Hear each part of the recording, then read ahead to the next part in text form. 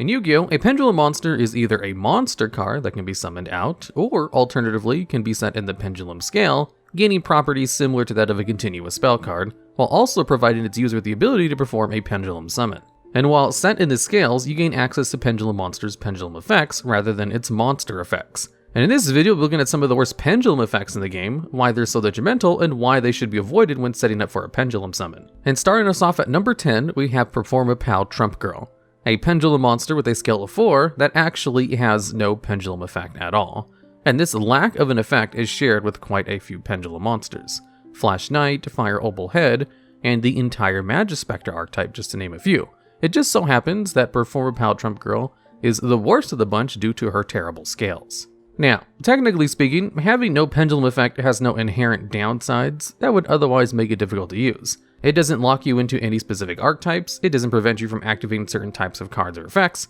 nor does it have any kind of minor downside like losing life points or slightly decreasing the attack of one of your monsters, which makes cards like Trumpanda somewhat useful for pendulum strategies that need generic scales and don't really care about any kind of powerful pendulum effect. However, it's this lack of effect that makes Trumpanda quite worthless when compared to most other Pendulum Monsters, as while other Pendulum Monsters may have extremely niche effects that rarely occur, they do technically have positive effects. Performapal Kaleidoscope, for example, provides a minor attack buff for all light monsters you control. Performapal Labellman raises the level of all Pendulum Summon monsters you control by 1, and even PM Captor, the only zombie-type Pendulum Monster in the game, has the minor effect of protecting your Pendulum Summon zombie-type monsters from being destroyed by battle or card effects for a turn. All of these effects are niche, unlikely to come up, and are especially unlikely to be the reason why you win a game, but they are all positive bonus effects that have a chance to help with some kind of strategy. In comparison, Trumpanda and other Pendulum Monsters without Pendulum effects have no outstanding benefits other than allowing its user to Pendulum Summon,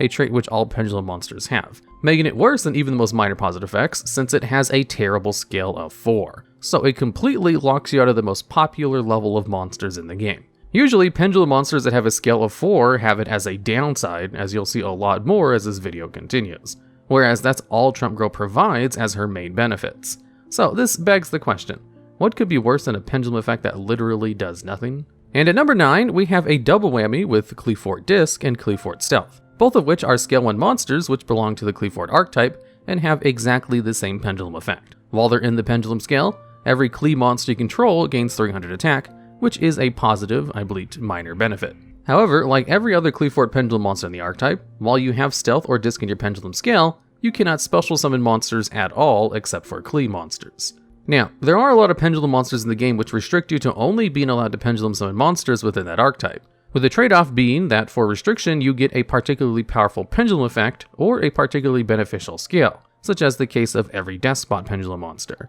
And the same is true of Qliphorts. Qliphort Scout, for example, while locking you into Qlis, allows you to immediately search out any other Qli card from your deck by paying 800 life points. And every Pendulum in the archetype actually has great scales, either being Scale 1 or Scale 9, allowing for every Qli that isn't a Qliphort to be summoned out from the hand or extra deck with ease. The main issue lies in the fact that this continuous effect doesn't just lock you out of Pendulum summoning other monsters, it locks you out of special summoning any other monsters completely, preventing them from gaining access to generic boss monsters like Appaloosa Bo the Goddess or IP Masquerena, while also preventing the Qliphort monsters from being able to be splashed into other decks. Though that didn't stop people from trying, and in fact there are plenty of Metal Foes decks that topped in 2017 that utilized the Pendulum effect of Qliphort Scout to search out Qliphort Monolith, and then proceeded to get by the harsh restrictions of Scout by destroying it with the scale effect of Metal Foes Pendulum monsters. Then, after Pendulum summoning out the Scouted Monolith, you could overlay them for Cyber Dragon Nova to rank up into Cyber Dragon Infinity for an easy negate.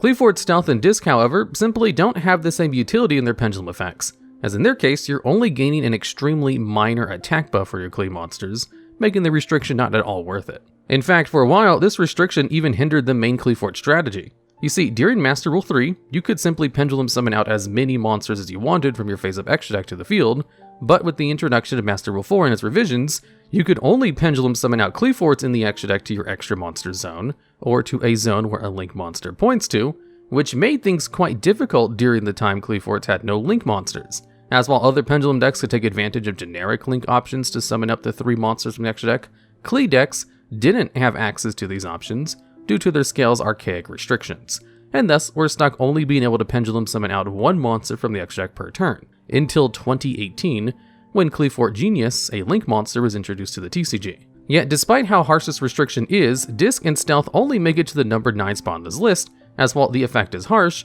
it actually doesn't do too much to hinder Qli from playing now that Qliphort Genius is part of their arsenal. And prior to Master Rule 4, Qliphort was actually a well-respected deck, being one of the top contenders that existed during Duelist Alliance format all the way up until 2016, as it didn't need to summon any other kind of monsters to be competitively viable, and the Disc and Stealth effect to gain 300 attack acted nicely as a minor benefit, which ensures that they don't have higher spots on this list. And at number 8, we have Metrognome, a generic pendulum monster with a scale of 4. Metrognome has a pendulum effect that on a soft once per turn, you can target a card in any pendulum zone, including your opponent's, and Metronome's pendulum scale becomes the same as that card's until the end of this turn. Metronome technically does have some niche utility that would allow it to be somewhat useful. Being able to target any card in a pendulum scale lets you copy your opponent's high or low scale, meaning that in a situation where your opponent has 2 pendulum scales, Metronome scales could be either, allowing it to have some interesting versatility. So if you drew a handful of high pendulum scale monsters, Metronome could be the missing piece in order to find a low scale.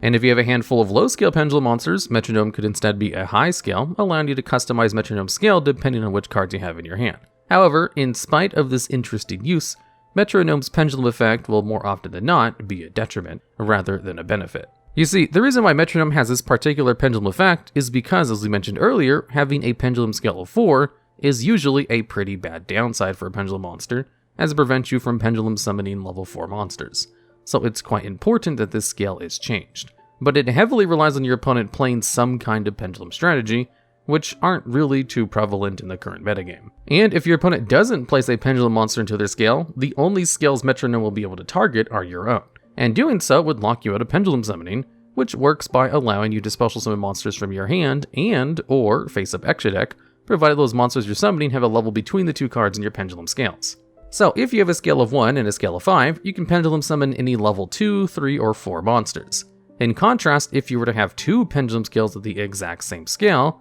you wouldn't be able to pendulum summon at all. So by using Metronome's effect to copy your own scales, you actively lock yourself out of your pendulum summon. And if you don't use Metronome's effect, you have a pretty bad scale that'll prevent you from being able to pendulum summon one of the most common levels in the game, making a pretty lose-lose situation and occasionally worse than useless. The effect is usually bad to use, but there are some niche circumstances where it could be of some assistance, even if there are plenty of other cards which could fulfill the same role. In fact, Metronome has now been power crept by Clock Arc, a card which changes pendulum scale depending on which zone it's in, becoming a scale 1 in the left zone and a scale 8 in the right zone, allowing it to have the same utility as Metronome without relying on your opponent playing pendulum monsters. There's just very little reason to play Metronome in the modern era, even if it can sometimes be beneficial, which is why it makes it to the number 8 spot on this list. And at number 7, we have Performapal Swincobra, a level 4 Earth Reptile Pendulum Monster with a pretty good pendulum scale of 2. Yet despite this excellent scale, Swincobra has quite the middling effect. On a soft once per turn,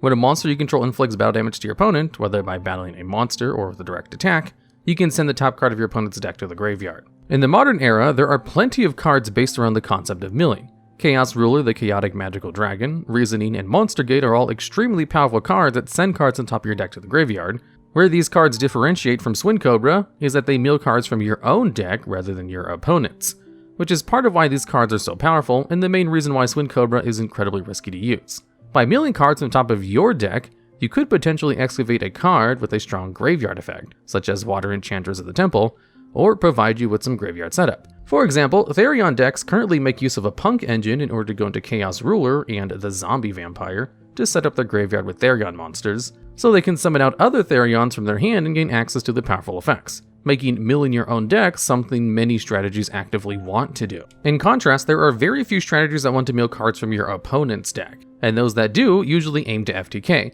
force them to deck out before they can really make proper use of the graveyard. Empty Jar, for example, is capable of constantly flipping Morphing Jar or Needleworm to mail at your opponent before their first draw phase. Comparatively, there's no way for Swincobra to be used in a similar capacity. It requires the battle phase in order to mill and thus can't be done on the first turn. And furthermore, it's a soft once per turn, so can't really be abused. This is a pretty big detriment, as if you're not decking your opponent out or OTKing them, you've potentially given them access to some strong graveyard effects to allow them to force a comeback. Now, there are some minor applications for milling out a small amount of cards from your opponent's deck that aren't FTKing, If you manage to mill an important engine piece, like a Destiny Hero Celestial, you'll lock your opponent out of the engine and stop their boss monster from ever hitting the field in the first place. However, this scenario is unlikely to happen, and more often than not, you're going to set up your opponent's graveyard with Swincobra's effect. Combine that with the somewhat difficult activation requirement, Swincobra's Pendulum effect more than earns a number 7 spot on this list, only saved from a higher spot due to the small chance that you could get lucky with it, though in general it should be a card that's avoided in Pendulum strategies, even in Performapal decks due to how bad the scale effect is. And speaking of bad Performapals, and at number 6 we have Performapal Trumpanda, the third Performapal on this list. Trumpanda has an okay scale of 3, but can alter that scale with its simple but interesting Pendulum effect. On a soft once per turn, you can increase this card's scale by 1 with a maximum potential of 12. Now, at first glance, this effect doesn't seem too terrible, as you can increase the scale of Trumpanda over the course of several turns to gradually Pendulum summon out your boss monsters of higher and higher levels for free, provided you have corresponding scales to go alongside Trumpanda. However, for as interesting as Trumpanda's effect can be, the main issue plaguing the card is, like Metrognome, its incredible awkward initial scale. You see, all Pendulum scales are situational to the archetype they're part of. In the case of Performapals, their levels vary from 1 through 8. However, by far the most populated level for Performapals is level 4, and this particular level performs so advantageously,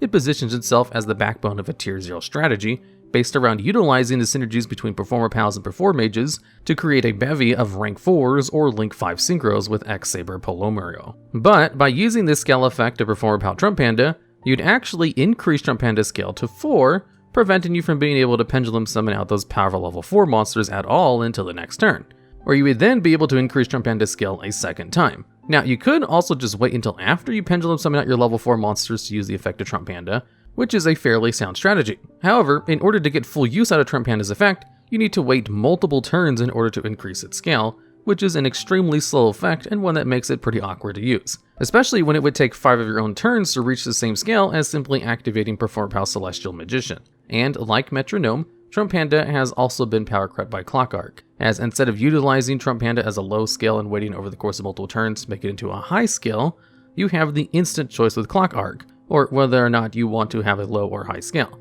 making Trumpanda a pretty worthless card, which is why it makes the number 6 spot on this list. And at number 5, we have Timegazer Magician, the card on this list which has undoubtedly seen the most amount of competitive play, though certainly not for its Pendulum effect. Timegazer Magician has a scale of 8, and can only be activated when you control no monsters, but if you do manage to get it into your scale, it prevents your opponent from activating any trap cards until the end of the damage step when your Pendulum Monster battles. And it comes with yet another restriction that if you don't have an Odd Eyes or Magician Pendulum Monster in your other Pendulum zone, Timegazer Magician's Pendulum Scale becomes 4. Despite both of these harsh restrictions, Timegazer Magician differentiates itself from most of the other cards in this list by actually having an effect that has a fair amount of applications, even if it is niche in its use. With Timegazer Magician in your scale, your opponent is essentially floodgated out of using battle traps like Mirror Force entirely. This is definitely a decent effect and one that may occasionally come up, but it doesn't really make up for the number of restrictions on Timegazer's scale effect. Its xenophobia as a scale makes it hard to use when splashed into other Pendulum strategies,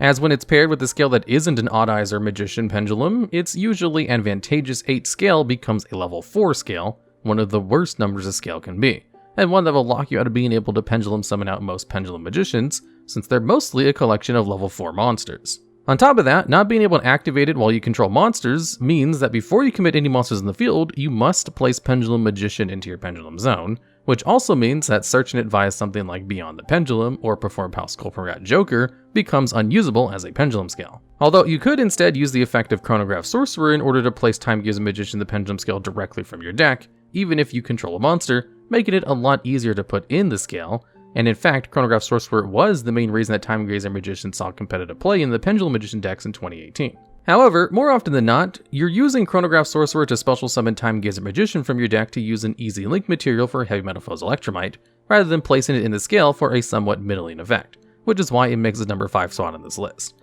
But if you do manage to put it into the scale, and manage to keep it its advantageous 8 scale, it does technically come with a wholly positive effect. It's just one that's not really likely to be useful, as battle traps aren't really too prevalent in the modern era, especially since those cards can be dealt with by using more versatile cards like Nightmare Phoenix that don't have harsh restrictions. And speaking of cards with harsh restrictions, And at number 4, we have Performapal Handstandacoon, yet another monster belonging to the Performapal archetype. Handstandacoon has a scale of 3 and a pendulum effect that, on a hard once per turn, you can target any Performapal card you control and return it to the hand. But this comes with a stipulation that for the rest of the turn, you cannot activate cards, or the effects of cards of the same name as that card you return to your hand. If this pendulum effect didn't come with any restrictions, it'd actually be fairly strong, as you'd be able to use Handstandacoon to pivot between using a card as a monster and as a pendulum scale and vice versa. So what you could theoretically do is use the on-field effect of a card like Performapal Swincobra Joker or Performapal Seal Eel, and then use the effect of Handstandacoon to return those cards to your hand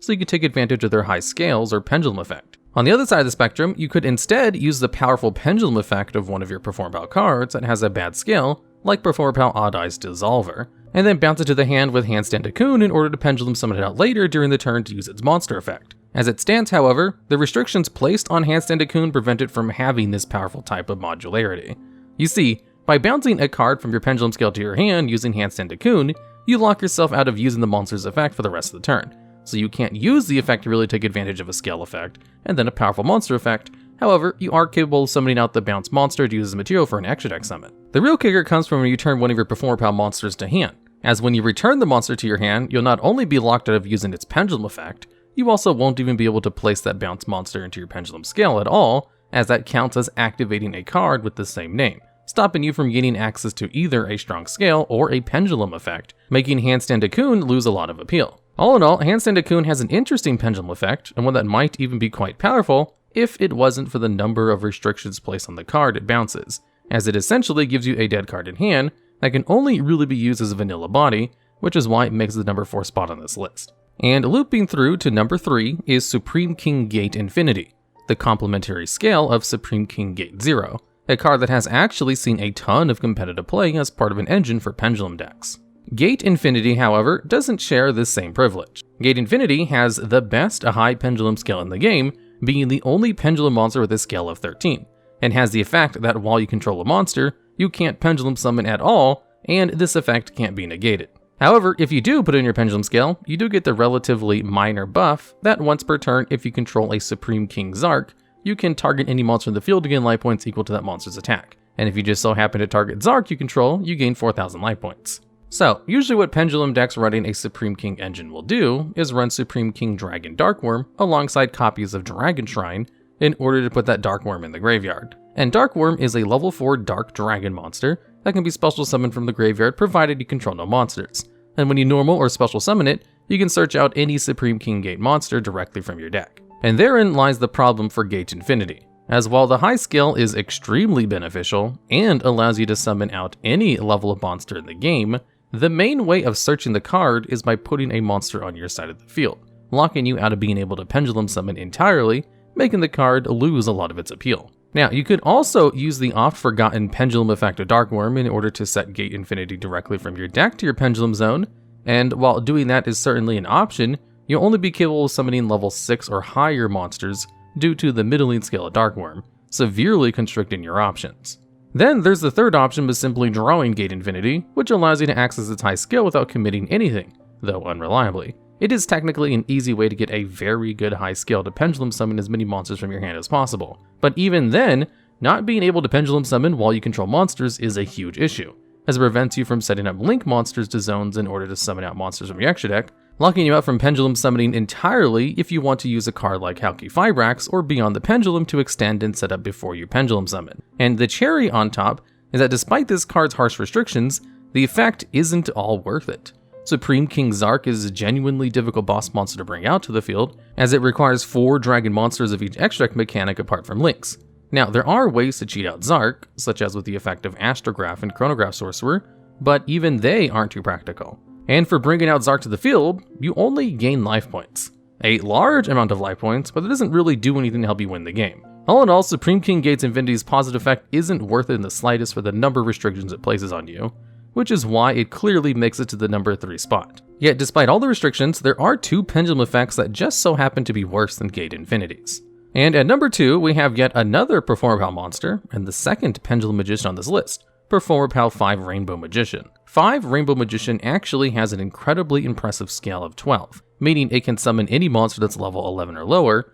but in order to balance the scale, they give it a pretty harsh restriction on its Pendulum Scale, just like with Gate Infinity. You can only Pendulum summon out monsters from the extra deck, and this effect can't be negated by something like Beyond the Pendulum. But while you have it in Scale, it has an effect which impacts both players, depending on the number of set cards in their spell and trap card zones. While a player has 0 cards in the spell and trap card zone, their monsters can't attack nor activate their effects. If the player has 1 to 3 cards in the spell and trap card zone, then no effect applies. And finally, if there are 4 or more set cards in the spell and trap card zone, all monsters that players control have their attack doubled. On the surface, this floodgate actually seems like a very good way of punishing monster-heavy combo decks by locking your opponent out of the game if they don't draw or play any spell or trap cards, essentially fulfilling the same role as a card like Mystic Mine, potentially locking your opponent out of the game entirely. In reality, this isn't likely to be able to floodgate your opponent at all. You see, with a card like Mystic Mine, there are very few ways for your opponent to deal with the floodgate outside of running cards like Cosmic Cyclone, or in archetype outs like Paleozoic Dynamishkus.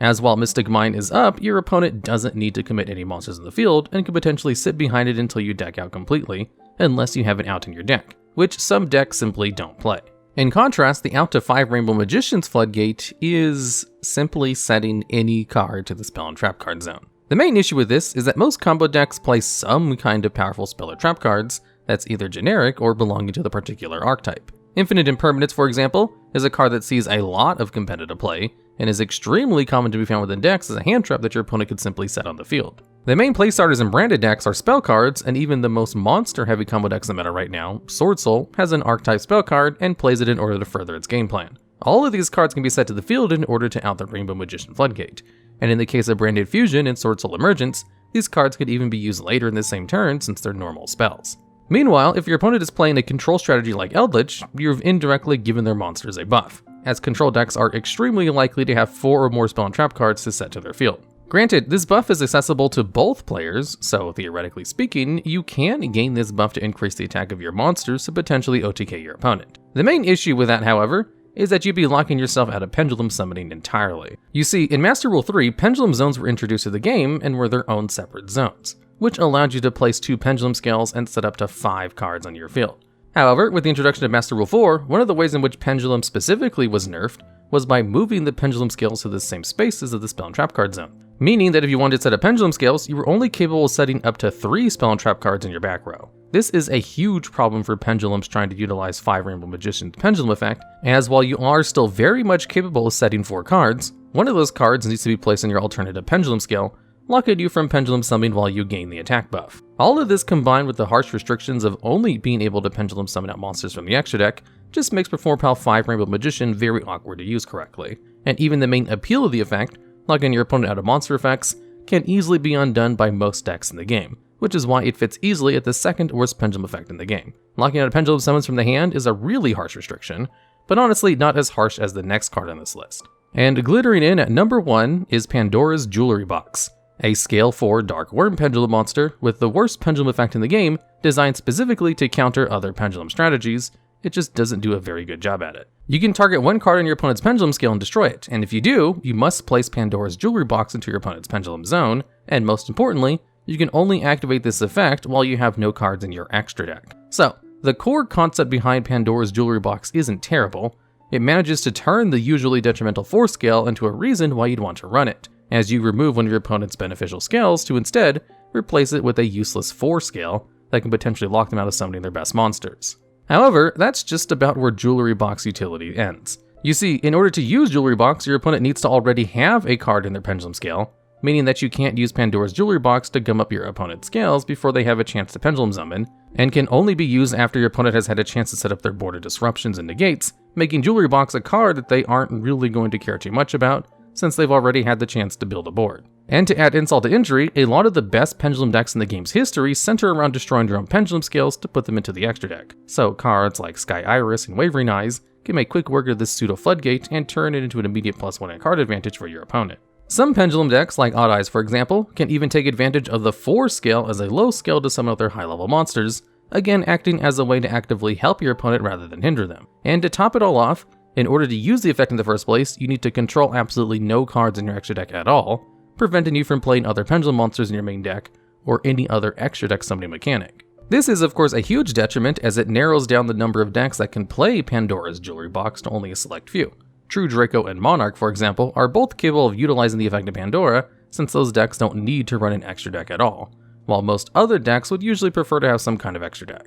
The issue is that both of these decks simply have better options if they really want to floodgate your opponent out of the game, or destroy a problematic Pendulum Scale. And in these decks, if your opponent manages to destroy or deal with Pandora's box from either Pendulum Zone, it'll go to your face-up extra deck, which is a huge issue for these strategies as many of the Monarch cards require that you have no extra deck in order to activate them, essentially floodgating yourself out of the game, and even stopping you from being able to use other copies of Jewelry Box. All in all, Pandora's Jewelry Box is a difficult to use card that requires most decks to lose access to one of their strongest tools in the game, i.e. the extra deck, in order to utilize it, and even when you do get the chance to use it, it doesn't really do anything at all to stop your opponent, and occasionally can actively be a benefit for them, making it an absolutely awful card to use to counter pendulums, especially when there's so many other cards that could be used to get rid of scales, like Cosmic Cyclone, or floodgate your opponent out of Pendulum Summons with something like Dimensional Barrier, which is why Pandora's Jewelry Box easily claims the title of Worst Pendulum effect in the game. Alright, and that's the list.